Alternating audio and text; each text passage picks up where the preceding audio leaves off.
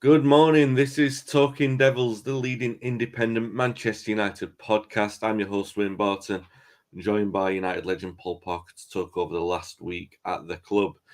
If you're watching live on YouTube or Facebook, feel free to get your comments and questions in. And if you're watching the replay, feel free to comment. We do reply to the comments on the replays.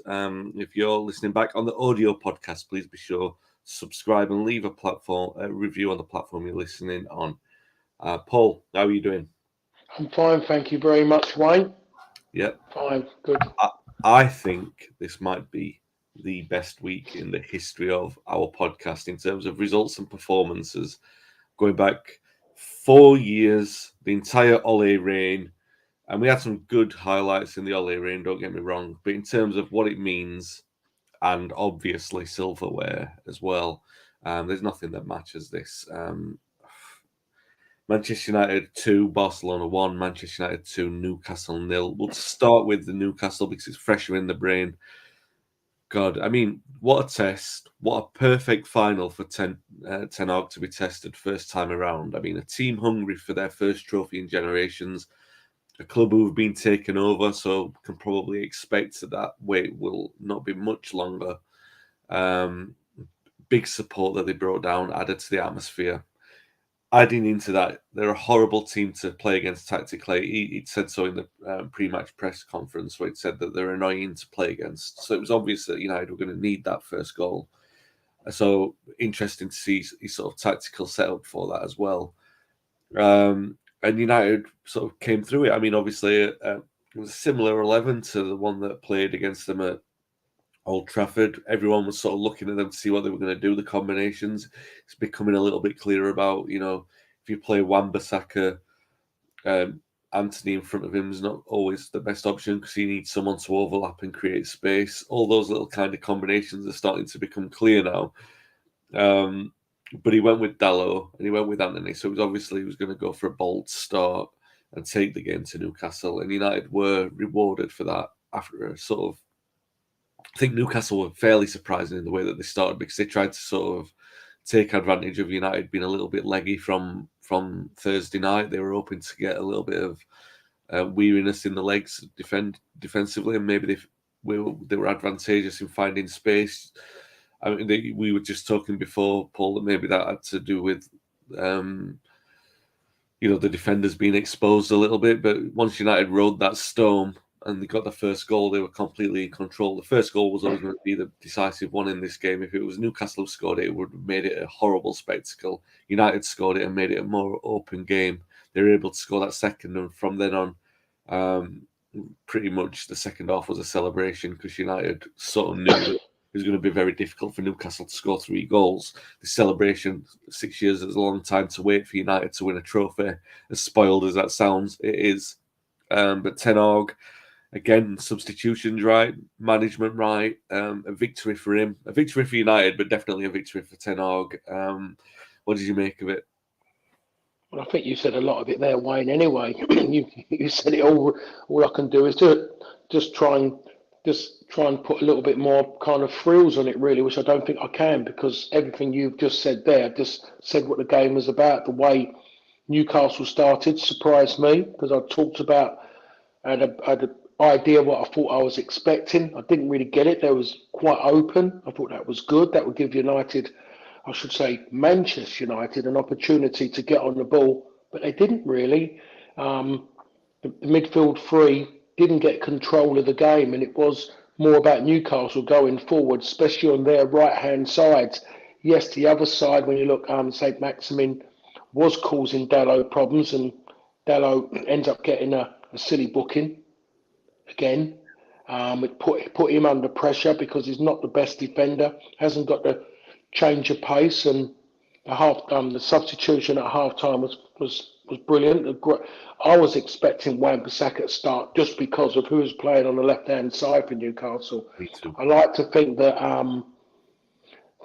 Ten Hag realised he'd made a mistake and he rectified it straight away rather than crossing his fingers and hoping that it works out. But it could have been down to 10 men. I did know that as well that if he could have got the third goal, I think Fred would have been off a lot earlier than what he was in that sense because he didn't want him getting one. But Yeah. I think we have to say all round is that up against a very, very difficult side, which I think is an upmarket Bournemouth, in the manner in which they want to play. I mean, as we saw that a few times, you touch them on the ankle and they hold their heads.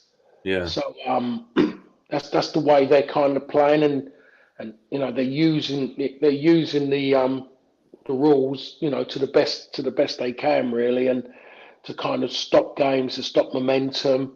But United never really got going. But when you scored the first goal, and it was important, the first goal, it was a cliche, and I tried my best. I never said it, but I did want to say the first goal is so important. But what I really wanted to say was it's so important for Manchester United to score the first goal. Yeah. But I wasn't working for Manchester United. I was working for another radio station, so I couldn't come out and say that. But if Newcastle had scored the first goal, it mostly would have put me on the downer because I knew it was going to be then the kind of game where everyone had hoped that they hadn't driven down 190, 120 miles down, 220 miles down from Manchester, because Yeah. it wouldn't have been one to talk about. But then when they got the second one deflected, I honestly thought initially, because even though it had been deflected off of Botman, I thought it was on target, but I've been proven wrong because the goal hasn't gone to Rashford, and he did hit with his left foot, so there was half a chance it might not have been going on target anyway. But once they got the second one, I thought myself, and you're always worried at 2-0 anyway, but I think Newcastle showed that what they had at the start, they can't go on. They've reached the limit at the moment with the squad they've got for this season. They can't go any further than where they are. It'd be interesting to see what happens to them now in the league, because you're looking then for them to break a team down, and they haven't got it, to be perfect. And I think Isak made a difference when he come on. Yeah. Good change of pace. But when you look at their best two players are a central midfield player and a right back, then you know that Newcastle has still got that little bit more to go if they want to get to what they want more than anything. They want the trophy. If they get Champions League football, they'll be happy. But Yeah. those fans would be more happy with a trophy. Yeah. Well, United are the ones who've got it. Thanks, first of all, to Casemiro's first goal. We'll talk about him now. So, T2 that is us says, good morning, gents. Quietly efficient yesterday. Just didn't see us losing at any point once it's overran Leacher and Casemiro on the team sheet. And Casemiro gets the man of the match. He scores the opening goal. A great header, Paul. And then from then on, it's his, just like Old Trafford's his pitch. Wembley became his pitch. He just absolutely bossed it, didn't he? Oh, he did, yeah. I mean, it's absolutely incredible how I don't think any player has ever grabbed the fans as quick as this since Eric, to be Yeah. perfectly honest. No one has. No one, players have come and, Juan Mata caught the heart of everybody. I mean, Juan Mata had his own banner around the ground, and, but no, he's done it. He's done it as quick as Eric, to be Yeah. perfectly honest. Someone might come and say he's done it quicker, but who am I to guess about, guess over a few weeks or months, whatever. But it's everything about him. And when you remember that, someone on TV said that he's come to United for the money, and Yeah. then you see what he's doing, he can have as much as he wants. I think a lot of fans would say anyway, Yeah. because I think what they're seeing now, and if they're like everyone else, we'd all watch Real Madrid, but we didn't look at Casemiro, and we Yeah. suddenly seen that he was someone who was told to do a job, and he done his job, and it was Yeah. as simple as that. All of a sudden now he's expressing himself, and you're suddenly seeing that he is looking what everybody likes to say, got a great player, and he's Brazilian, Yeah. and he's even actually brought out a bit of Brazilian in Fred. To be fair to him, he gives a little bit back, and Fred's having his best time because he's enjoying playing with him as well, and it's absolutely fantastic to see a player who actually has come and understands it and grabs hold of it, grabs hold of everything. And it's like one of them I always say to people is that when you play for United and things are going really well, the last thing you want is not to be on the pitch. It's Yeah. the worst club to be at if you're not on the pitch, because there's so much going on. The adulation, and I use that word a lot when I talk about United. It's you can't get that. You can go to other sides and you'll get it, but you won't get it anything better than being at Manchester United, because everyone, even though if they hate it, they see it and they get it what the club is about. And so many non-Manchester United fans, in certain ways, they can't say anything bad because they're seeing the side that suddenly always been there, being talked about. Most of it for the wrong reasons, for the wrong reasons, the wrong press. Everything that was wrong was being said about Manchester United up until 7, 8 months ago, and it has flipped. Absolutely incredible. Who would have thought after Brighton and Brentford that United would be where they are now with a trophy in March? Sorry, in February. It's absolutely incredible, and we're in a great position at this time of the season to guarantee a Champions League spot as well. That's been a long time in coming as well, that the club are in that kind of position, Wayne. Yeah, it's remarkable. And yeah, we should then spend a little bit of time talking about Ten Hag. Patrick says, "Good day, gents. What impressed me is that Ten Hag set the team up to win. By that, the football wasn't flowing, but we were efficient and solid. Subs were made to get us the trophy." And I think he said as much in his post-match thing. He said, like, yeah, all right, it wasn't the best performance, but it was efficient, and it's what we needed to get the win. And I think that's the point. Another point here from Patrick: we weren't great, but nobody's going to remember that. Champagne football will come over the next 12 months or so with more Ten Hag signings. Yeah, and we'll take the economy of the performance considering. I think what it was that impressed me most about Ten Hag is that it was a very emotional day for many reasons. Obviously, for Newcastle fans to get to a final, and I'm, by the way, when I'm referencing this, I'm not being patronising to Newcastle fans. It obviously meant a lot for them to go down there. They came down in numbers. When we arrived at Wembley, all we saw was Newcastle fans at first, partly due to the area we parked in, but secondly, they come down in numbers. They come down you can't say anything about that. The support was great, and they've only seen one cup final in a long time. Well, a couple of cup finals in a long time. One against us, I think one against Arsenal the year before, and before that, it's been a long time since they've won a trophy. So you knew it was a massively emotional day for them. It was a massively emotional day for us because we're so connected with the team at the moment. It's kind of like, what are we going to do here? Is the occasion going to let us down? And the players stood up to it. And most of all, what you want to see in that situation, Paul, and what we did see, was the manager separate of the emotion. He separated the emotion from the occasion. He's made clinical decisions. He's not bothered about the spectacle in a way that Eddie Howe isn't. He was bothered about winning. So yes, all right, Dalot didn't play great in the first half, but he's still a fairly clinical decision to bring off a right back at half time to sort of show, you know what I mean? It's a fairly sort of cold decision to say, all right, we're just going to tighten it up there. And Wan-Bissaka, like you said, by the end, even though it was Casemiro's game, Wan-Bissaka's got a fair shout to be man of the match at the end. He played that well. So we've got to give kudos then to Ten Hag because his decisions in the way that he set up to start the game, even though it was, we rode our luck a little bit, he managed it perfectly, didn't he? Oh, he did. Absolutely.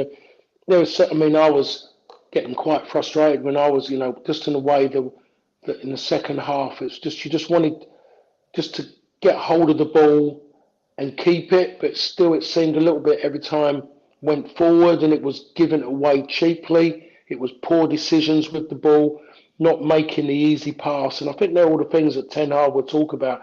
There were so many opportunities to counter, but in a fashion to say, can't do it, come back, start again, take the sting away.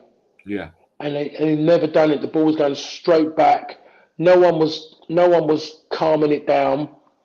When it was falling, predominantly everything was between Rashford and Fernandes, and both of them were guilty of giving the ball away cheaply by trying to beat people when it was unnecessary. You could see two players around come out and start again, which is quite basic, to be perfectly honest, at all levels of football.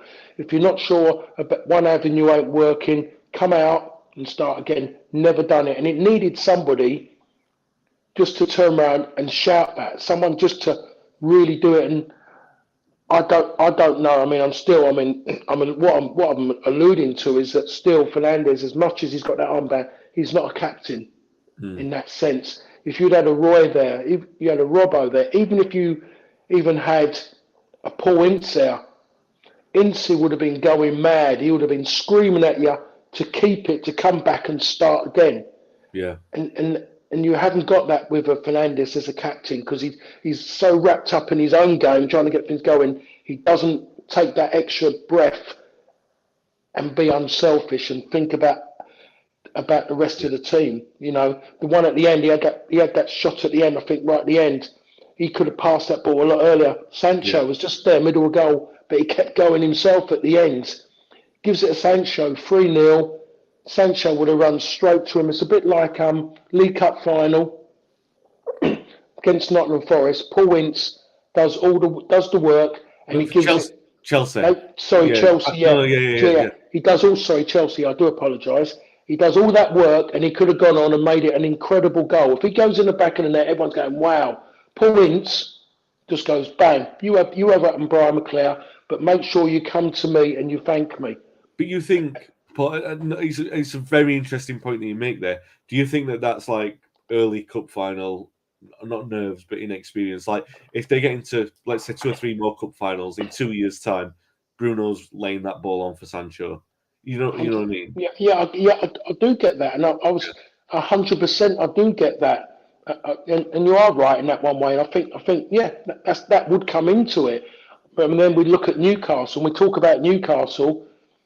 As good as they've done, you could see that they've still got a long way to go. They lack that maturity. The players, a lot of the players didn't have a clue. You could see Kieran Trippier was the one with the experience. Everything about him was calm, calculated. He was their best player. Over all that 90 minutes, he was Newcastle's best player.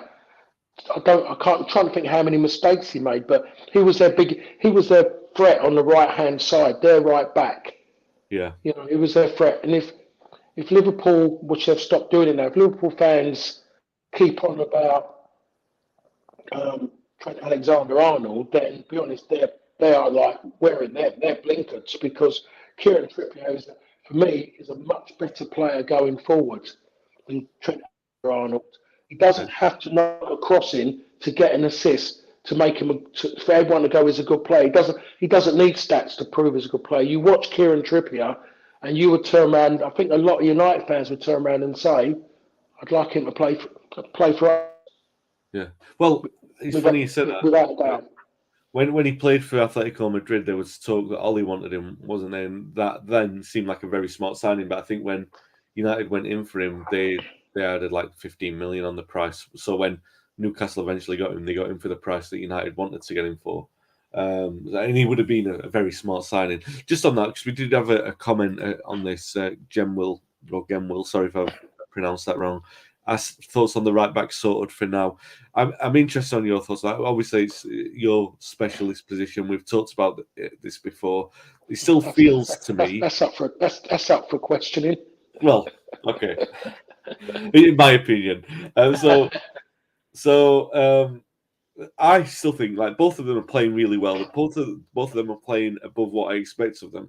But it is still a level of concern that the manager feels that he does have to make changes, like horses for courses, depending on who we're playing against. And ideally, what you want is someone who can do both sides of it without having to make that change. And I think that's where we are, right? You'll be looking at someone who he can trust to play against any opponent and any team with the knowledge that there is still a really good right back in there to make that change. You know what I mean? Like, it's a good argument to have with Dalot and Wan-Bissaka as opposed to 12 months ago when the confidence was through the floor. Yeah, I mean, in that side of it, and both of them have stepped forward. Dallow's issues were, I think, just the management side of it was affecting him. He didn't know where he was. He was a young lad, come across a different country. The club was all over the place. Players there was discontent in the dressing room. I think the Ronaldo situation could have been affecting him as well. His fellow countrymen, he might have felt a little bit of an awe of him, and the whole thing wasn't right. And since Ronaldo's gone, he has stepped on. To be perfectly honest, he has moved on this season. He has moved on, but I think the biggest transformation really has been Wan-Bissaka. Yeah, because his game has improved. We know one area which didn't need improving was him defensively, but in fact it has improved because he is not going to ground as much, nowhere near. I mean, he comes on and his challenges was virtually, it's like he could put a napkin into down his collar, and everything was just so neat and tidy. It was great. It was great to watch it, and me being, in the fullback union, it's good that fullbacks do get mentioned more now, but everyone wants to talk about this, the way this new revolutionary way of playing as a fullback and going forward. I still think the old way of putting the fullback matters more because you Yeah, have to defend. yeah, That's the most important thing when you're wearing a number two on your back, or you used to wear number two as a right back. But that's the most important thing. Can you defend? Is that man, that winger, is he going to get on your beyond you and get to the byline, cross the ball? And if you can stop that, you're doing your job. But Wan-Bissaka can do that. He does do that because no one got a cross beyond him. But as soon as he gets onto that pitch, within 2 minutes he's going forward and he's inside the opponent's box, playing the pass into someone. And I think he caused an issue in that yeah, defence of Newcastle. So he stepped on. In answer to I think what was just said there, let's put it this way: it's players that I think Ten Hag wants to get or would like to improve the side. And everyone knows when you talk about improving now, you're talking about if he's allowed to do what everyone wants him to do, you're talking about going out to buy players to go and compete for the Premier League title. yeah, That's the only way it can be. You know, 3 years time issue talk has gone. yeah, All of us have got to stop saying that because it can be done a different way. Football has changed that little bit now, so that can be done. But the priority, he's got priorities. But the fullback is not one of them where he's desperate. If the right player comes along who he wants, I say, yes, I want him. But if he doesn't have to go and chase somebody because doesn't think, he hasn't got, that's not a major concern. It's not a major, I don't think it's a major concern now to the Manchester United fans. hmm, Where yeah, it was before that right back. I was saying it. And it hurt me to say it because I was always a big fan of Wan-Bissaka. But now I'm seeing what's happened this season and I'm thinking now, he can only go on because now he's being properly coached. He now feels part of it because the club isn't disjointed anymore. Everything has got together. So I think there's an opportunity now when you look at everything now for United. Whatever player he goes and gets in the summer. It's got to be players you go, oh blimey, he's gonna take his place. yeah, Oh, that's what you can't go and get players, the squad players who do. Oh yeah, you can see him. He's going to sit on the side. That isn't good enough. You want yeah. players who could go straight in and improve it, if anything. Yeah, yeah, absolutely. And the thing is with Ten Hag, we said this time and time and time again. His decision making is unbelievable in terms of man management from starting games. Even when he has, if we don't start the game well, which he can't do all the time, he rectifies it smartly and makes the right tactical call in there to shore it up for certain. And yeah, I think you're absolutely right. He's accelerated talk. I mean, people will say quadruple and everything. I think that's ridiculous. What we are seeing is, like you said earlier, top four looks fairly nailed on. We've won a trophy. I'm not saying that everything's a bonus from this point, but we're so far ahead of where we thought we were going to be that everything from now on feels like it's going to be an enjoyable ride. And Yeah. I really feel like we're in a conversation now where he'll be talked about as one of the actual premium coaches in the world if things end well this season. Because it's obviously it's still 2 or 3 months to go in this season. It's still a bit of a period of time. Gemel says, I had this weird notion I'd like to see Garnacho on the right side, him cutting inside, drinking, I think he said dribbling, excites me. Maybe that's one thing. One thing I do want to say before we move on to Barcelona, 25 minutes, we've not even mentioned Barcelona yet. I thought, and a lot of people were complaining about this because it came out pretty early in the day that if United won, and I'm never one of those like county chickens, that if United won, Maguire and Fernandes were going to lift the trophy together. And a lot of people were complaining about this. I think it was handled in the best way, the most classy way. Yeah, all right. Maguire's more than likely outgoing. Yes, Fernando's the de facto captain, but Maguire is the club captain, and United have still had to handle that in a classy way, and Ten Hag had to handle it in the classy way, the best way that he could think of. So he's brought him on for the last few minutes. Noticed that Maguire didn't take the armband. Fernandes kept it. And at the end of the game, they've lifted the trophy together. It's really a fairly insignificant thing. It's more of how it looks. You know what I mean? It's not it doesn't add anything or detract anything from the path of the club. But in terms of the feel of it, knowing that that's something that the manager and the players have had to sort of deal with together. I mean, I guess it's not really even worth commenting on, Paul, but I just think it was a classy touch to do it in that way. It made it easier because of the position the team was in. If Newcastle had been pinning it back to pinning back to the wall, then I don't think Harry Maguire would have come on. No, to be perfectly honest. But because the game, the way it was, and it was petering out because Newcastle just didn't have anything about them at all to even threaten. Any problems that United had were their own problems. They were causing their own problems, to be honest. And he knew that he could bring him on, and that made it easier for Harry Maguire to kind of go and do what he done. And yes, in certain ways, I look at it and I get what you're saying, and it does make sense. I do think that for his own sake, if he wants to play for his country, he's going to have to move on. Yeah. Strange thing to say. You've got somebody who will play for his country because the England manager believes that he sees him as he's one, but he's not good enough to play for his team. And I think if everyone has seen the two centre halves that Manchester United have got, then they fully understand that he's not good enough to play for Manchester United. It's as simple as that. Something that I think a lot of people have said. He's got his fans, but I've always said that if Manchester United were always looking to win things and win the major trophies, Harry Maguire could never be in the team.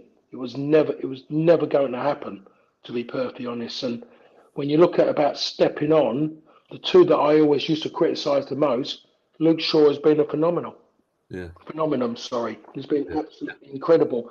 I said, as I was with people last night after the game, chatting with them inside the stadium, and I turned around and said, when you look at performances of Luke Shaw since Ten Hag turned up, his performance now, when you talk about consistency, he's up to the level of Dennis Irwin. You actually know what you're going to get from Luke Shaw. You know what you're going to get, and then it gives you a bit more. But the thing about being a Dennis Irwin, though, is that when it's not good, it really, really shows up. Yeah. And that's the difference. So Luke Shaw and this is me, by the way, Wayne, I think you might be getting it. This is me eating a massive load of humble pie. No, but I'm willing to do that, Wayne, because the way the team's gone. If Manchester United, like under Ollie, were just winning games, I still would, as you know, I'd still be here and I'd still be very critical. Yeah. But now I'm seeing Manchester United winning games, winning a trophy, but I'm seeing the football and I'm seeing the belief, I'm seeing the way they're playing, but the club can go on. Under Ollie, they were winning games and there was this big chat about, they're beaten away from home, but they were having to go 2-0 down to win 3-2. After a while, as a manager, you've got to say there's something wrong. There's something wrong there. I'm not doing my job because my players are consistently doing it. That's what Sir Alex would have done. That's what Ten Hag would do. Ten Hag would take the plaudits going, your team was showing character, maybe twice at the most. But if you do it as many times as under Ollie, you turn around and you're not doing your job as a manager because you're allowing your players to, in theory, treat themselves and cheat the fans. Yeah. Patrick says, is there a tendency for human beings to overplay how bad or good things are in football? A year ago, it will take 5 years or United are a million miles off City and Liverpool. I think that's absolutely fair. And it's like what we were saying earlier, that there was that talk, that it'll take 3 years, but already the managers accelerated that. And I think the other thing to say is that I don't think it was that unreasonable to say that after we lost to Brighton at the back end of last season, and we had this conversation either last week or a couple of weeks ago, that it wasn't that unreasonable to say none of these players will be in a side that's going to, after we lost to Brighton at the end of last season, that none of these players will be in a team that wins a trophy for United, because United will be, it's going to be a slow build and slow progress. So nobody, and I don't think that was unreasonable to say that. I don't think anybody could have forecast just how quickly things would have been accelerated, because the problems weren't to do with the quality of the players. It was to do with mentality of the club and the mentality of the dressing room. And for Ten Hag to have done that, maybe a large part of it has been what you were championing earlier in the season, Paul, where you were saying No, play the best players all the time. Get that routine that every game is important, and he's done that. And even when the games have been coming thick and fast, he's not really made resting decisions. He's made, we're going to win this game of football, and then we'll focus on the resting afterwards. And he picked a strong side on Sunday, just as he did on Thursday night. Let's move on to Barcelona, Paul, because we're half an hour in. I've got to talk about Barcelona. Breathless performance. United go 2-0, 1-0 down. Lewandowski scores a penalty. De Gea gets to it, but it goes in anyway. Again, good changes. He brings Anthony on. Anthony plays really well. Fred scores the equaliser right when United needed it, and then Anthony scores. It's his trademark finish, really, but it's a fantastic finish nonetheless. And really, yes, United went behind. I wouldn't go as far as to say we were in control of the game, but we weren't. There was none of the inferiority complex that you've seen. Like, when we last played Barcelona a couple of years ago under Ole, it felt like we were daunted to be on the same pitch as them. And this time it was aggressive, it was proactive. And yeah, all right, it wasn't perfect, but they were muscling the decisions. They were playing football. They were inspired by the atmosphere, and it was a great win and great performance, wasn't it? Yeah, I mean that's down to the manager, though, isn't it? That's his experience of being in Europe and being managing at that time. He was managing a great club in Ajax, a well-respected club known all over the world, Yeah, and he had that run in Europe. And even though there was no one, they're a big club, a respected everything, all the good things have been said.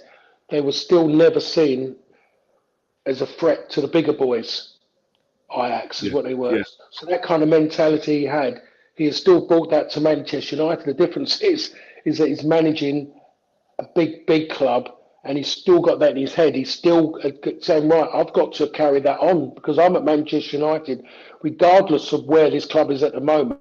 When it comes to big games, they've still got to win them, and that's the difference between him and Ollie. Ollie had the experience of being a player, but he didn't have that experience of being a manager in those big games, and it does make a difference.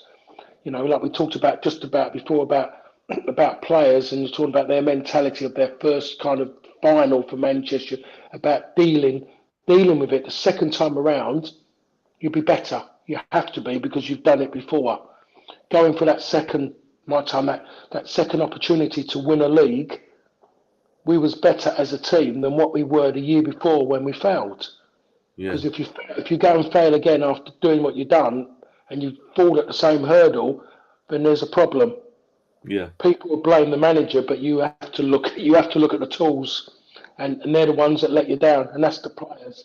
So when you look at that game, there was the players because of continuity, and I know I use that word a lot. That's the reason why they got through that game. Everyone knows what everyone does.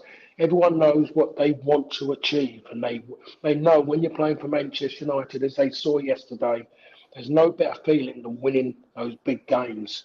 yeah. And at the end of it, you get a medal. You beat Barcelona. You'll get everything that goes with it, and you'll go into your next game in Europe, as they will do, and just go, wow. You just think it's there. It's there for you to go and grab. Yeah. It's just, it's amazing to see some of the weeks, some of the performances that we had at the back end of last season. So I've experienced a week like we just have, and really just like not just that, like since the World Cup, there's just been this wave of positivity of like good performances, good results, and like you said earlier, to watch a United team looking like it's a United team is it, it's not something to be taken for granted. So even And when there are it's things week like in, week out, Wayne. That's the good bit. It's week in, week out. yeah, so it's all the other things. Like when we lose a game, like we lost against Arsenal a few weeks ago, you're looking at it and saying, well, at least we lost in the right way. It's a lot easier to take on the stomach. Like a lot of people would have been complaining yesterday with Harry Maguire, but I think in terms of diplomacy, the manager's handling it in the right way. And it's again another comment by Patrick. He says, I think back, and you've said this so many times, Paul, on this podcast, and not to blow smoke, but you have said it a lot. I think back to Sir Alex saying it, the most important person in the club is the manager. I see more with Ten Hag, how he's been a catalyst for the change we're seeing. Behind the scenes, he's very personable with the staff, friendly in and around the area.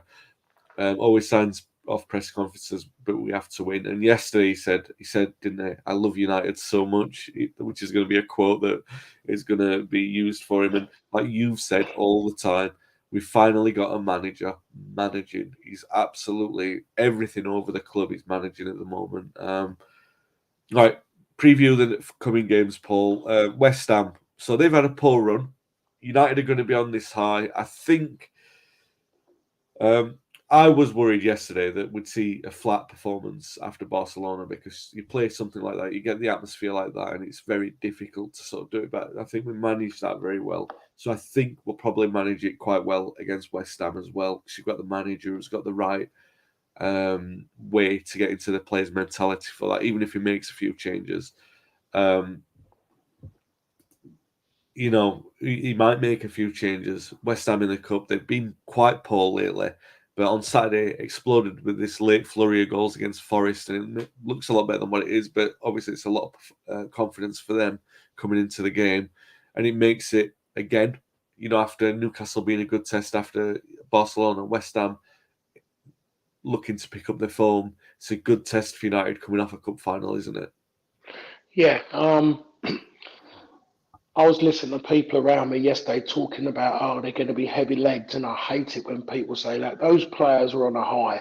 They've just Yeah, beaten Barcelona, deservedly so. They was on a high, and the last thing they needed really was to go from beating Barcelona, then going into maybe say going into a game 100% expected to win away from home and not a buzz when you've yeah, had a massive buzz midweek as what they had against Barcelona. So, so when I, no, my whole thing is, if you start right, you'll get energy, you get air into your lungs, your muscles will suddenly be ready to go again, and it's just about it's a mental approach. And I don't know if Newcastle had been that suddenly were thinking it was just going to happen because United had beaten Barcelona. But I look at West Ham, and I was there. I was actually watching the game this time rather than working. I got invited, and I just stood in the commentary area just with Tony Gale, and I watched the game from there. And West Ham were better. It's their best start this season at home. The way they come out, David Moyes, as all the fans say, didn't have the handbrakes on. You could see by the team he picked, it was a lot better than what it was against Spurs, where he made his mind up that he was trying his best to get not to concede, and they went. But everything was about the first half was good. When they scored the first goal, as you could imagine, in that situation, there was like a sigh of relief. When they scored the second, there was a party, and when they scored the third, West Ham had won the World Cup for England. The noise was incredible. So they're yeah, on a bit of a high, but David Moyes will think now, we've got that game, and the last couple of times they've threatened a bit. They've had opportunities to get something at Old Trafford. They've done well when they've gone there. They've yeah, kind of done themselves justice. But I think David Moyes will be thinking more about Aston Villa. yeah, That's just everyone around me, would love it. I think to have both together. But I think he'll look at that and think, I've got that Nottingham Forest one. That was important to win that game. To score four is a bonus, and to win by that amount, I would have said yes, they deserve it because Forest's are terrible away from home, as you know. So they'll make United will beat them because David Moyes is thinking, and I think you might see it by the team he puts out. If you saw if you look at the team he put out against Tottenham, you can see that. Then you think about this game. No, yeah. the most important game is Aston Villa way, and I think, and that's the way I think that team being picked. I think you will see that's more. He's more concerned about his next Premier League game. Yeah. And well, for Ten Hag then that'd work nicely because he's probably going to make a couple of changes. Thinking of Liverpool away at the weekend. So with that in mind, I mean Liverpool lost 5-2 at home to Real Madrid, and oh my god, that game ran away from them really bad. They drew 0-0 with Palace and were really disappointing there. Thankfully for United, I think, because they've got Wolves at home this weekend, so you would think, all right, they'll win. Not taking it for granted, maybe they'll win against Wolves, and it takes the sort of the monkey off the back in terms of like we need to win, bouncing back from the Real game, which kind of makes it easier if they do win against Wolves. Not that any United fan would want Liverpool to win, but you know what I mean. They might be a bit flatter for the weekend game, like to welcome us to Old Trafford, to Anfield even. They've had a difficult run this season. They've had a difficult run under Klopp. He's found it tough to sort of get them going to the standards that we know they're capable of, and a lot of people putting that down to the midfield aging, to the loss of Mane, obviously a big loss in their attack, and perhaps the fact that that midfield were doing a lot of covering up for the defence not quite being as good as what people made it out to be. A couple of errors in there as well. Alisson's made a few boobs of late. Liverpool United is always a big game. United haven't won there for a while. Do you think that they can feel confident of continuing this great run and getting a result there? I've got to say yes. There can't be any. I mean, no, you can't. I can't think of any reason why Manchester United don't go there and win. Everything suggests they should win. To be perfectly honest, I suppose it's only going to be Sky TV or suddenly make Liverpool suddenly favourites. The way they are about Liverpool, sometimes what I've seen in recent weeks. But I look at it and I really can't say. I mean, I saw that Real Madrid. I tried to watch it, but when I saw them score one, I kind of went, "Oh, here we go." And when they scored the second, that's when I flicked the TV off. It was only my boy who shouted down to me and I kind of went, "Oh no, here we go." Then he said to me, "They've got one back." And as soon as I saw them get, it was 2-2. Then I flicked the telly back over again. But you know that they'll make that game as horrible as possible. It's a new trend now to send fireworks up outside hotels, the booing, everything else that goes on to make it as hostile as possible. So they're going to make it, doesn't matter, regardless if they win, lose or draw against Wolves. The most important thing is for Manchester United not to win at Anfield, because if Manchester United win at Anfield, that could be the time when they do ask Klopp to go. Yeah, well, you never know. That's a big call. That it does feel like a bit of a stick and twist with that, doesn't it? Because personally, we're talking about great managers earlier. I'm saying Ten Hag's in that discussion for best in the world at the moment. Klopp still one of the best managers, but it's a difficult position when you're in a position that he's in, asked to turn it around and regalvanise everything. I think they made a few errors United have made in the past. Perhaps they've given a couple of contracts that they shouldn't have awarded. Salah, perhaps considering Liverpool's financial position, that it might have been better cashing in on him in the way that they did with Coutinho a few years ago, and sort of revitalising that front line in that respect, because Salah, he's a great player, but he's fairly one-dimensional. You know what he's going to do. It's very difficult to stop him doing what he does, but he doesn't do anything different than cut in and score on the left. Do you know what I mean? He's not going to move dynamically through the middle of the park or anything.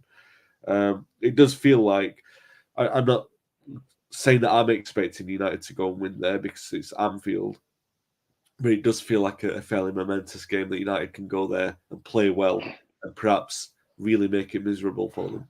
But the thing about it, Wayne, with this time, you just think about the key. You think about the key players, and you'd look at it. You'd look at the two centre halves, and they're not going to be fazed by the atmosphere that Liverpool are going to try and put up. Yeah, Casemiro, that's not going to bother him in the slightest at all. That atmosphere that they're going to throw up and make it nasty. Weghorst, I don't think anything scares him anyway, to be perfectly honest. Here's another one who was an unsung hero yesterday as well. He was fantastic. Yeah, he was. Yeah, let's give him credit for that. He was. Barcelona was a different one for him. The game was different. That wasn't really where you needed a player like him. But he still, as everything you say, he gives 100%, and he's given everything that the manager was looking from him when he brought him in. But I think these players, it won't faze them at all going there, to be perfectly honest. I think the way everything's set up and the way the manager is. I will say one bit that got me riled and I reacted to it was there was a certain person who was having a go at the manager because he was trying to dance South American with two players. And he tried to have a go at him. What is he doing as a Manchester United manager? That same person would have a go at him if he had stood there on the side and was just soaking up the atmosphere on his first season at Manchester United, he's won a trophy. He wouldn't even be allowed to do that. I think you know the gentleman, or not going to say gentleman, you know the idiot I'm talking about, didn't I you? don't. I've missed it. I don't know what you're talking about. I'll tell you, let me give you his initials. It could be difficult. Let me tell you that the first initial is P and the second one is M. Right, okay. Okay. And all he wants to do is, like, really, in theory, lick a certain part of the person's body who used to play for Manchester United. So, yeah, it was embarrassing, absolutely embarrassing that a manager, and yes, he is Manchester United's manager, but he was there, he was enjoying a moment which he never expected. And the thing about it, it was great to see players enjoying winning the League Cup. Yeah. Because I hate these people who want to criticise it, because everyone's just thinking, I was getting involved in the big two, but there's only a few trophies. Everyone talks as there's 100 trophies to go and win. In theory, there's only 4 trophies to win, and to win one of the 4 out of so many teams in the country is an incredible. And I will not dismiss that competition because it's my first domestic. I should have had 2 of them, but we lost the second time around to Villa. But those players enjoyed it. Those players who have come from overseas enjoyed that moment of winning a trophy. And I think they get it and they see a different atmosphere to what it is maybe back home or where they come from.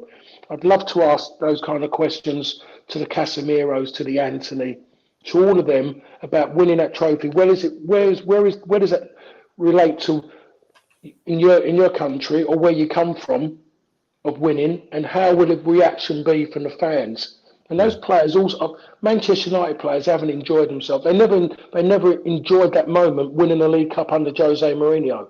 No, They absolutely didn't not. really, even the Europa Cup, they weren't into it that way. So if United were to go and win the Europa Cup, then we'll see a difference. You don't dismiss anything. The Europa Cup will become the UEFA Cup because it's getting more and more difficult to win that one. That is a difficult tournament to win. Maybe more difficult than the Champions League because the Champions League is all about money. Yeah. Well, those games are coming thick and fast, and next week we'll be reviewing Liverpool and also previewing the Real Betis game. That's how quickly the games are coming. But yeah, you're absolutely right, and I think it's that positive feeling that's so good at the club at the moment. That everything feels good. You love the team and the way that they were connected afterwards, the way that they were celebrating, and like you said there, Varane and Casemiro in particular leading the celebrations and these are multiple Champions League winners, and they were celebrating like it was their first, and that is a massive, massive lesson for the rest of the squad. And because of the manager, that they will learn from it, and hopefully it will be the catalyst for even better performances. Like we were saying earlier, there are little things to be grumbling about when you've won a cup final, but the decision making, like you've said, with the likes of Fernandes not passing right at the end, that those kind of things will change, and you get the feeling that they will do because of the quality and the unity within the squad. Hopefully, Paul, we're here next week talking about United winning at Anfield, because that would round off an absolutely epic few weeks for United. Incredible week in the history of the club. And I'm just delighted that on Monday morning I get to talk about it with you. If you've enjoyed the podcast, please give us a like and subscribe on YouTube. If you're watching the replay, say hello and comment. We do reply to the comments. If you're listening back to the audio podcast as well, be sure to subscribe and leave us a nice review on the platform you're listening on. And it always makes us feel better, or me feel better at least. Until next week, guys, stay safe, stay well. Thanks for listening and watching.